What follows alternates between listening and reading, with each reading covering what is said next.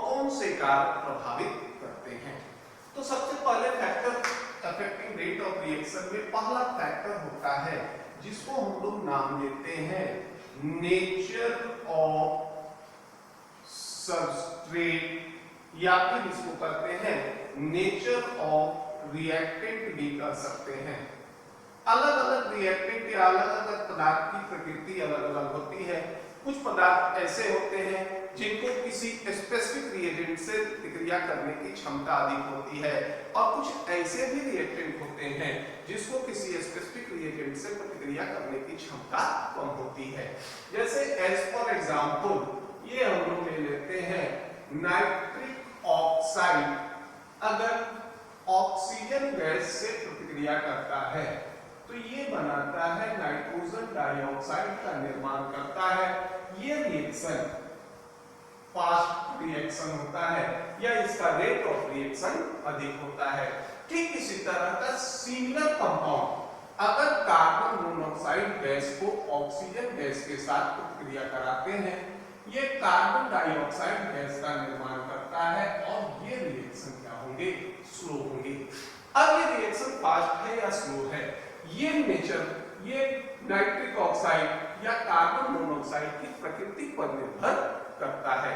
सामान्यतः ये होता है कि जिस भी रिएक्शन में बॉन्ड ब्रेकिंग या बॉन्ड ब्रेकिंग में यदि कम ऊर्जा की आवश्यकता होती है तो सामान्यतः ये रिएक्शन फास्ट होते हैं, और जिसमें बॉन्ड ब्रेकिंग में अधिक ऊर्जा की आवश्यकता होगी वो रिएक्शन स्लो होगा। लेकिन हम लोग इसको कोई कंफर्म नहीं कर सकते कि कौन सा सबस्ट्रेट अधिक रिएक्टिव होगा और कौन सा सबस्ट्रेट कम रिएक्टिव होगा। अगर कंडीशन में परिवर्तन करते हैं तो एक ही सबस्ट्रेट या एक ही सब्सटेंस अधिक रिएक्टिव हो सकता है और वही सबस्ट्रेट कम रिएक्टिव भी हो सकता है। जैसे मान लीजिए हम ये एग्जांपल लेते हैं कि जिंक को HCl एक्वस से अगर प्रतिक्रिया करा दे तो ये करेगा जिंक क्लोराइड एक्वस और हाइड्रोजन गैस का निर्माण कर देगा। यानी जिंक को अगर हम लोग HCl एक्वस से प्रतिक्रिया कराते हैं तो ये आसानी से प्रतिक्रिया करके हाइड्रोजन गैस दे देगा। लेकिन इसी जिंक को अगर हम लोग HCl गैस के साथ प्रतिक्रिया कराते हैं कोई रिएक्शन नहीं होगा। यह सबस्ट्रेट हमारा सेम था लेकिन अलग अलग माध्यम हो गए। यहाँ HCl का एक्वस सॉल्यूशन, यहाँ गैसियस स्थिति या गैसीय कंडीशन, और एक स्थिति में HCl की रिएक्टिविटी या Zn की रिएक्टिविटी अधिक होगी जबकि दूसरे केस में Zn की रिएक्टिविटी कम होगी। इस तरह से हम लोग कोई डिफिनेट नहीं कर सकते कि नेचर ऑफ सबस्ट्रेट में किस सबस्ट्रेट का रेट ऑफ रिएक्शन अधिक होगा, किसका कम होगा।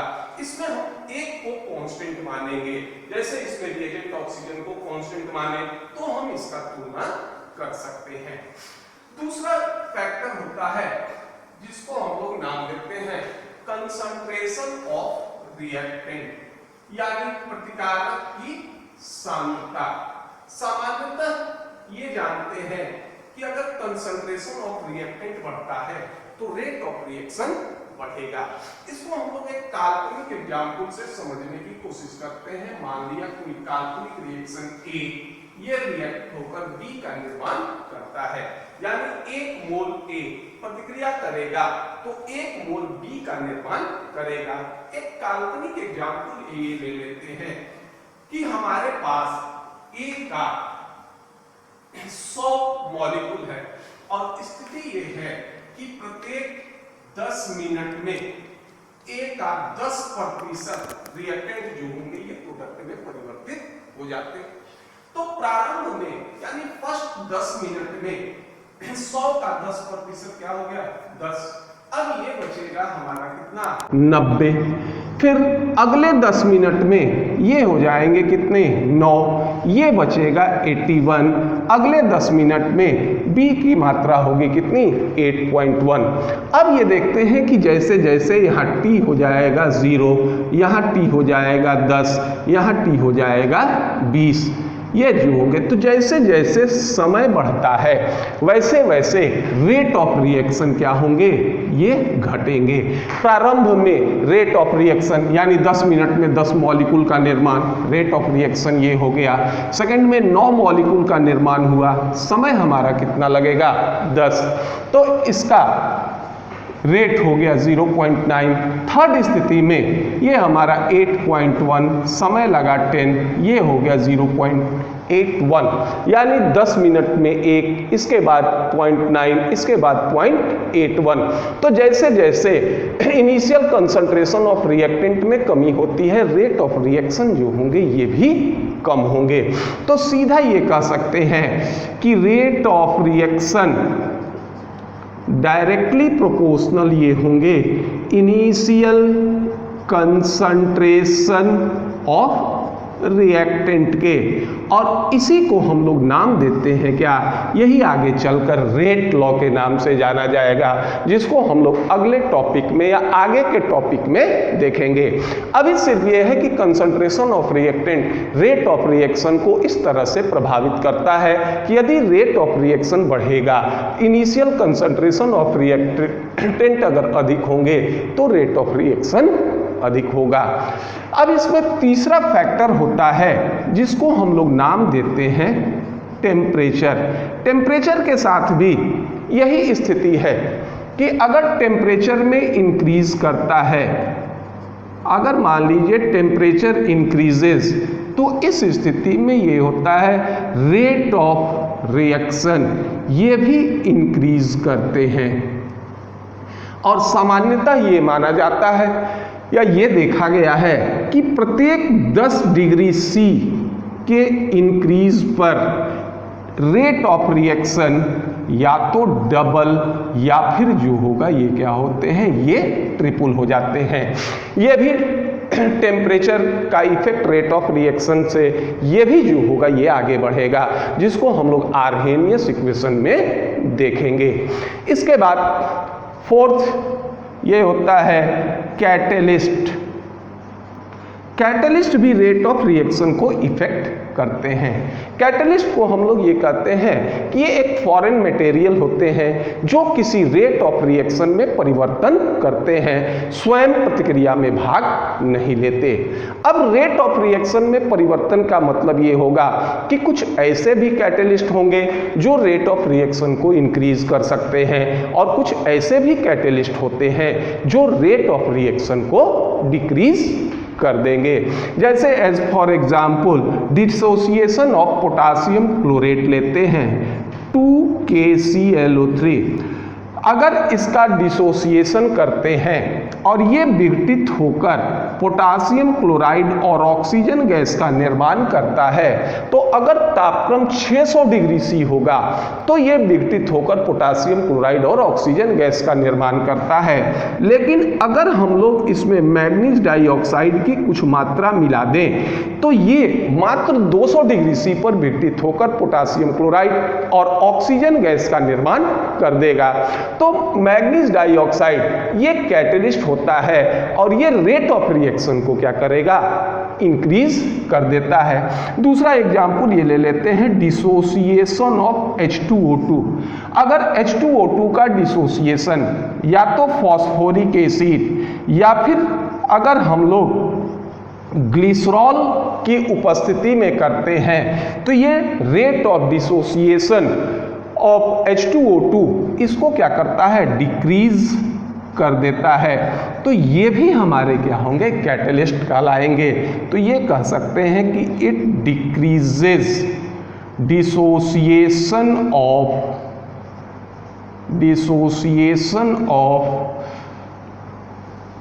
H2O2।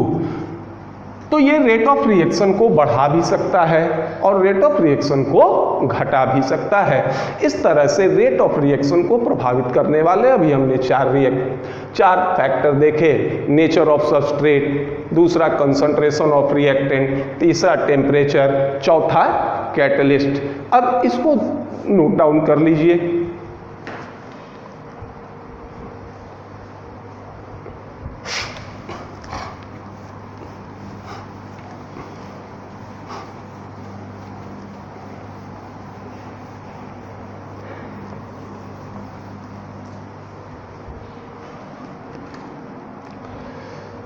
अब पांचवा फैक्टर होता है जिसको नाम देते हैं surface area of reactant. Surface area of reactant. Chemical reaction या रिएक्शन एक सरफेस फिनोमेना होता है। यदि सरफेस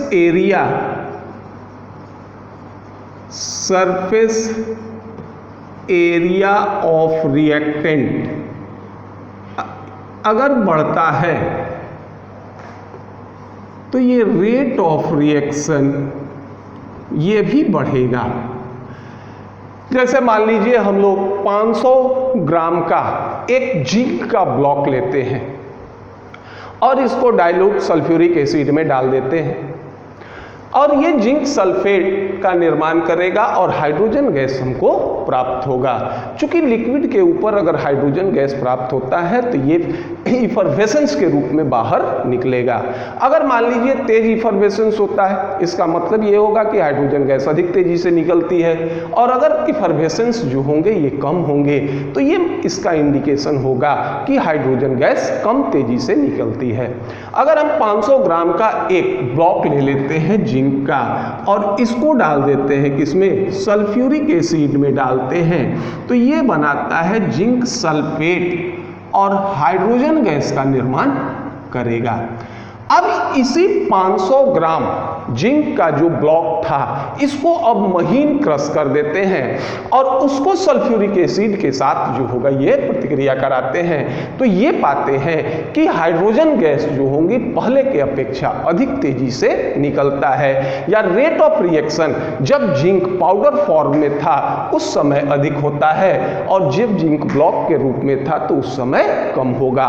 तो जब जिंक एक ब्लॉक के रूप में था और पाउडर के रूप में था तो दोनों का मास समान था, लेकिन सिर्फ इनमें एक अंतर था कि अगर जिंक ब्लॉक के रूप में था तो इसके सरफेस एरिया कम थे और अगर जिंक पाउडर के रूप में था तो इसका सरफेस एरिया अधिक था।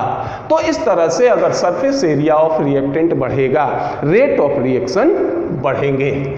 सिक्स्थ ये होता है, इसको हम नाम देते हैं presence of light. Presence of light. कुछ रिएक्शन ऐसे होते हैं जो प्रकाश की उपस्थिति में होते हैं, ये रिएक्शन अंधेरे में नहीं होते। तो जो रिएक्शन लाइट के उपस्थिति में होते हैं इनको नाम देते हैं फोटोकेमिकल रिएक्शन कहते हैं। और ये फोटोकेमिकल रिएक्शन सिर्फ प्रकाश की उपस्थिति में होते हैं, ये रिएक्शन अंधेरे में नहीं होते। तो फोटोकेमिकल रिएक्शन ये कैटेलाइज्ड होंगे, या ये कह सकते हैं कि फोटोकेमिकल रिएक्शन का रेट ऑफ रिएक्शन लाइट के उपस्थिति में अधिक होगा। जैसे ये एग्जाम्पल ले लेते हैं, H2 + Cl2 gives out 2HCl, और ये रिएक्शन फोटोकेमिकल रिएक्शन होते हैं। तो ये प्रकाश के उपस्थिति में इसकी रेट अधिक होगी और अंधकार में इसकी रेट या एब्सेंस ऑफ सनलाइट में इसका रेट कम होगा। तो ये 6 फैक्टर रेट ऑफ रिएक्शन को प्रभावित करते हैं। अब इसके बाद हम लोग एक तीसरा टॉपिक यूज करेंगे या पढ़ेंगे, इसको नाम देते हैं मॉलिक्यूलरिटी ऑफ रिएक्शन। इसको नाम देते हैं मॉलिक्यूलरिटी ऑफ रिएक्शन, या फिर इसको कहते हैं अभिक्रिया की अनुकता भी कहते हैं। इसका डिफिनेशन काफ़ी आसान होता है। इसको हम लोग ये कहते हैं कि यदि कोई बैलेंस केमिकल रिएक्शन में जितने रिएक्टेंट के मॉलिक्यूल होते हैं ये मॉलिक्यूलरिटी ऑफ रिएक्शन कहलाते हैं। तो इसको ये डिफाइन कर सकते हो कि number of moles of reactant present in a balanced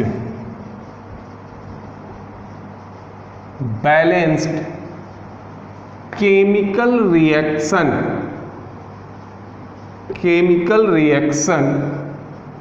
is called molecularity of reaction. तो ये मॉलिक्युलरिटी ऑफ रिएक्शन, इसका डिफिनेशन काफ़ी आसान है कि हम कोई केमिकल रिएक्शन लिख लें, इसको बैलेंस कर दें और जितना रिएक्टेंट का मोल होगा यही हमारे रिएक्शन की मॉलिक्युलरिटी होगी। जैसे as for example dissociation of O2F2, O2F2 ये डिसोसिएट करेगा तो ये दे देगा O2 प्लस F2। ये हमारा कोई बैलेंस केमिकल रिएक्शन है, इसमें number of moles of reactant 1 है, इसलिए इस रिएक्शन की मॉलिक्युलरिटी, इसकी मॉलिक्युलरिटी हो गई क्या 1। और इस तरह के रिएक्शन हमको कहलाएंगे क्या यूनिमॉलिक्युलर रिएक्शन। दूसरा ये भी एग्जाम्पल ले सकते हैं dissociation of hydrogen iodide 2HI gives out H2 plus I2।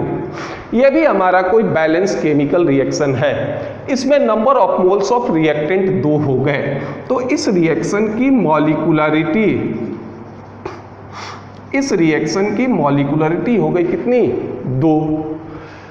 एक और एग्जाम्पल ले लेते हैं, ये हो जाएगा 2NO plus O2 gives out 2NO2।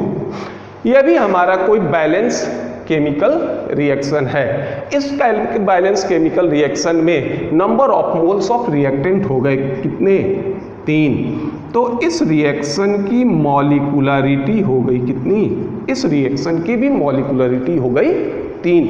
इस तरह से मॉलिक्युलरिटी ऑफ रिएक्शन हम लोग आसानी से कैलकुलेट कर सकते हैं, लेकिन एक्चुअल में ये चीज जो होगा ये नहीं होता।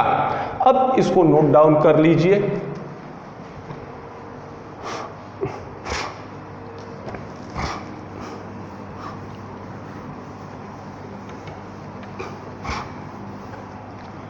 मॉलिक्युलरिटी ऑफ रिएक्शन, इसमें अभी हमने ये देखा था कि किसी बैलेंस्ड केमिकल रिएक्शन में जितने number of moles of reactant थे इसको हम लोग नाम दिए थे मॉलिक्युलरिटी ऑफ रिएक्शन। अब एक और रिएक्शन लेते हैं, ये है 3Cl2 plus 6NaOH gives out 5NaCl plus NaClO3 plus 3H2O। यह भी हमारा कोई बैलेंस केमिकल रिएक्शन है। तो अब इस बैलेंस केमिकल रिएक्शन में number of moles of reactant देखते हैं तो 3 मोल क्लोरीन और 6 मोल सोडियम हाइड्रोक्साइड। तो number of moles of reactant कितने हो गए, ये हो गए number of moles of reactant, ये हो गया 9। अकॉर्डिंग टू डिफिनेशन मॉलिक्युलरिटी कितनी होनी चाहिए 9, लेकिन ये जो होगा ये सही नहीं है। एक्सपेरिमेंट ये कहता है कि मॉलिक्युलरिटी ऑफ रिएक्शन 3 से अधिक नहीं हो सकते। ये कहा जाता है कि मॉलिक्युलरिटी of reaction never be exceeded up to 3। ये जो होंगे ये 3 से अधिक नहीं हो सकते। जबकि हम लोग डिफिनेशन में ये दिए थे कि किसी भी बैलेंस्ड केमिकल रिएक्शन में number of moles of reactant को हम लोग कहते हैं मॉलिक्युलरिटी ऑफ रिएक्शन। उसके अनुसार ये भी बैलेंस रिएक्शन है। नंबर ऑफ मॉलिक्यूल की संख्या हो गई, number of molecules of reactant की संख्या हो गई 9, तो मॉलिक्युलरिटी कितना हो गया, होना चाहिए था 9। लेकिन ये कहा जाता है कि मॉलिक्युलरिटी ऑफ रिएक्शन 3 से अधिक नहीं हो सकती। तो इस तरह के जो रिएक्शंस होते हैं, इस रिएक्शन के मॉलिक्युलरिटी की व्याख्या किस तरह से की जाए। तो एक थ्योरी होता है जिसको हम लोग नाम देते हैं कॉलिजन थ्योरी। ये कॉलिजन थ्योरी हम लोग आगे के टॉपिक में पढ़ेंगे। इस थ्योरी में ये कहा जाता है कि रिएक्टेंट के मॉलिक्यूल हो, एटम हो या आयन हो, ये आपस में टक्कर करते हैं और एक एनर्जी बैरियर होता है जिसको नाम देते हैं क्या, थ्रेशोल्ड एनर्जी। तो जो रिएक्टेंट के मॉलिक्यूल थ्रेशोल्ड एनर्जी को पार कर जाते हैं वो प्रोडक्ट में परिवर्तित हो जाते हैं, और जो रिएक्टेंट के मॉलिक्यूल थ्रेशोल्ड एनर्जी को पार नहीं करेंगे वो प्रोडक्ट में परिवर्तित नहीं होंगे। अब मान लीजिए ऐसा कुछ ये भी संभव है कि मान लो कोई रिएक्शन ये है, ए गिव्स आउट प्रोडक्ट, तो यहाँ पर इस रिएक्शन में हमारे पास जितने भी एटम कह सकते हैं, मॉलिक्यूल हो, आयन हो, चाहे जो भी हो, ये सारे जो होंगे ये क्या होंगे, ये सिर्फ ए ही होंगे। तो अब ए का टक्कर जब भी होगा तो ए से होगा। अब इस टक्कर के फलस्वरूप जो रिएक्टेंट के एटम, मॉलिक्यूल या आयन थ्रेशोल्ड एनर्जी को पार कर जाएंगे वो क्या करेंगे, प्रोडक्ट में परिवर्तित हो जाएंगे। और जो रिएक्टेंट के मॉलिक्यूल थ्रेशोल्ड एनर्जी को पार करते हैं वैसे टक्कर को नाम देते हैं इफेक्टिव कॉलिजन कहते हैं। दूसरा स्थिति ये हो सकता है कि ऐसे भी रिएक्शन है जिसमें number of moles of reactant दो हों, एक रिएक्टेंट ए है, दूसरा रिएक्टेंट बी है। ये क्या करते हैं, ये प्रोडक्ट का फॉर्मेशन करते हैं। तो जो हमारे पास रिएक्टेंट के मॉलिक्यूल होंगे, एटम होंगे या आयन होंगे, ये ए भी होंगे और बी के भी होंगे। जब ये टक्कर आपस में करेंगे तो ए का टक्कर बी से हो सकता है, ए का टक्कर ए से हो सकता है, बी का टक्कर बी से हो सकता है, क्योंकि ये देखकर तो टक्कर करेंगे नहीं कि नहीं भाई ए का जो होगा ये हमको बी से ही टक्कर करना है, ए से टक्कर नहीं करना है। तो अगर ए का बी से टक्कर के फलस्वरूप प्रोडक्ट का फॉर्मेशन होता है तो ए का ए से टक्कर या बी का बी से टक्कर, चाहे इसकी एनर्जी कितनी भी अधिक क्यों नहीं हो, ये कॉलिजन इफेक्टिव नहीं होगा। तो प्रोडक्ट के फॉर्मेशन के लिए इफेक्टिव कॉलिजन के साथ साथ प्रॉपर ओरिएंटेशन का भी होना जरूरी है। और जैसे जैसे number of moles of reactant बढ़ते जाते हैं वैसे वैसे इफेक्टिव कॉलिजन और प्रॉपर ओरिएंटेशन की संख्या, ये जो होगी अनइफेक्टिव कॉलिजन और प्रॉपर ओरिएंटेशन की संख्या घटते जाएगी और रेट ऑफ रिएक्शन कम होगा। तो एक तो संभावना ये हो सकता है कि जहां number of moles of reactant अगर 9 हैं तो ये reaction according to collision theory ये रिएक्शन क्या होने चाहिए, स्लो होने चाहिए थे। लेकिन ये पाया जाता है कि ये रिएक्शन स्लो नहीं है बल्कि ये फास्ट रिएक्शन होते हैं। तो कॉलिजन थ्योरी भी इसके एक्सप्लेनेशन में असमर्थता व्यक्त करता है। अब फिर इसकी व्याख्या किस तरह से की जाए, तो एक संभावना ये हो सकता है कि ये जो 3 मोल क्लोरीन और 6 मोल NaOH हैं ये एक साथ ही कोलिजन में भाग नहीं ले। हो सकता है कि ये जो होंगे ये अलग अलग कोलिजन में भाग लें। तो इस तरह से ये रिएक्शन अकेला एक रिएक्शन नहीं होकर बल्कि एक से अधिक रिएक्शन का कॉम्बिनेशन हो सकता है, या ये कह सकते हैं कि ये एलिमेंट्री रिएक्शन नहीं होकर कॉम्प्लेक्स रिएक्शन हो सकता है। तो ये कह सकते हो कि it may be complex reaction, हो सकता है कि ये कॉम्प्लेक्स रिएक्शन हो। तो कॉम्प्लेक्स रिएक्शन को ये कहते हैं कि which takes place more than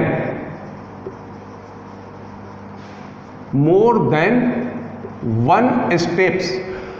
और दूसरा रिएक्शन था जिसको हम लोग नाम देते थे एलिमेंट्री रिएक्शन। तो एलिमेंट्री रिएक्शन ये होता था कि it takes place in one step. तो हो सकता है कि ये रिएक्शन जो होंगे ये क्या हो, ये कॉम्प्लेक्स रिएक्शन हो, ये एक से अधिक एलिमेंट्री रिएक्शन का योग हो। तो यही स्टेप वाइज एलिमेंट्री रिएक्शन को हम लोग नाम देते हैं क्या, ये मैकेनिज्म ऑफ रिएक्शन। तो इसको ये कह सकते हो कि स्टेप वाइज रिएक्शन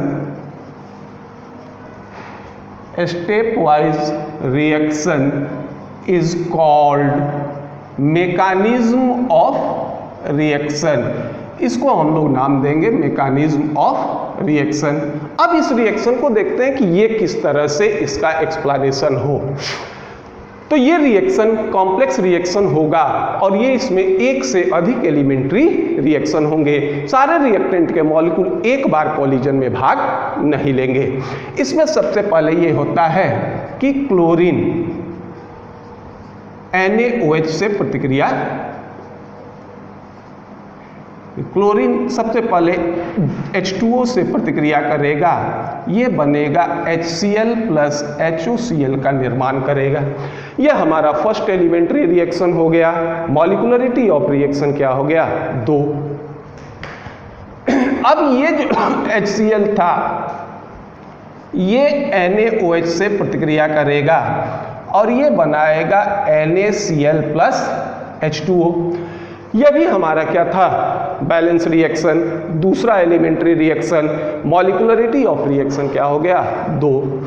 अब ये HOCl ये पुनः NaOH से प्रतिक्रिया करेंगे, ये बना देगा NaOCl plus H2O।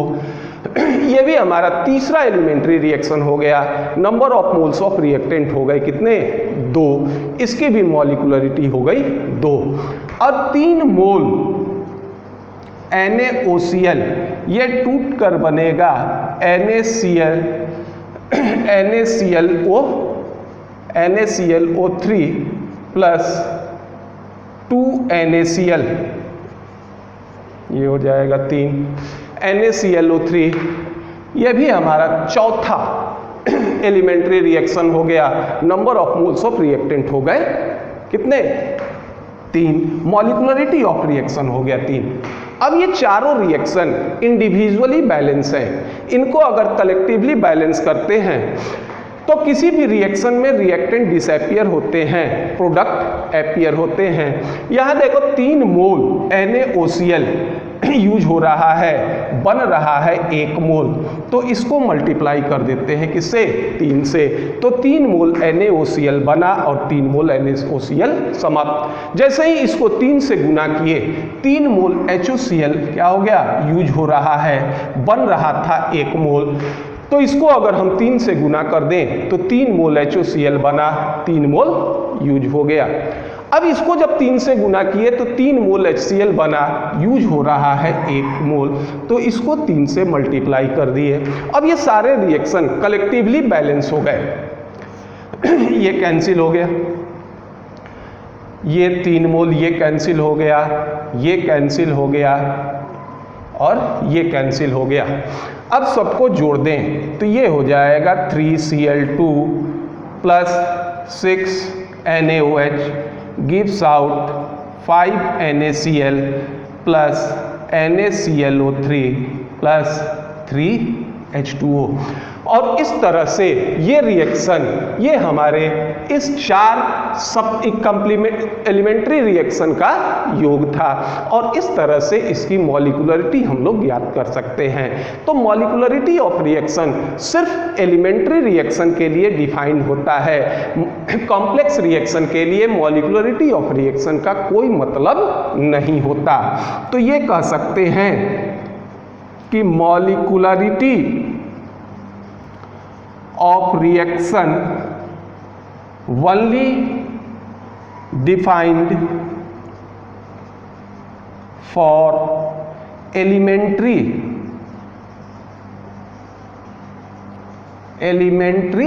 reaction. It has no meaning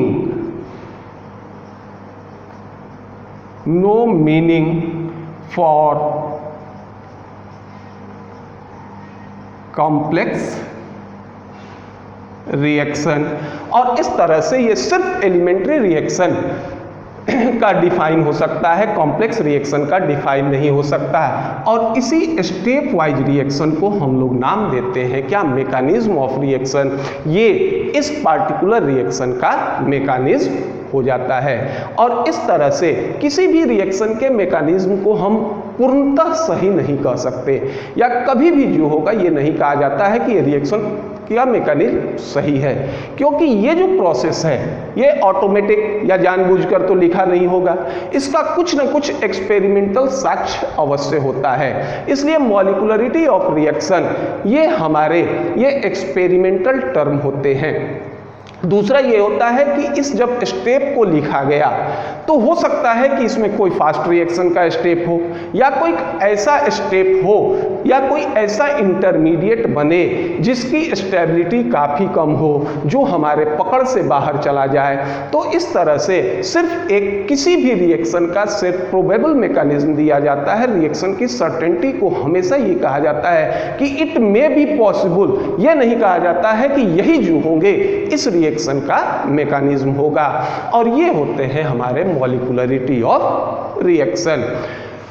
अगर आपको ये वीडियो पसंद आया हो तो इसको लाइक करें, सब्सक्राइब करें। धन्यवाद।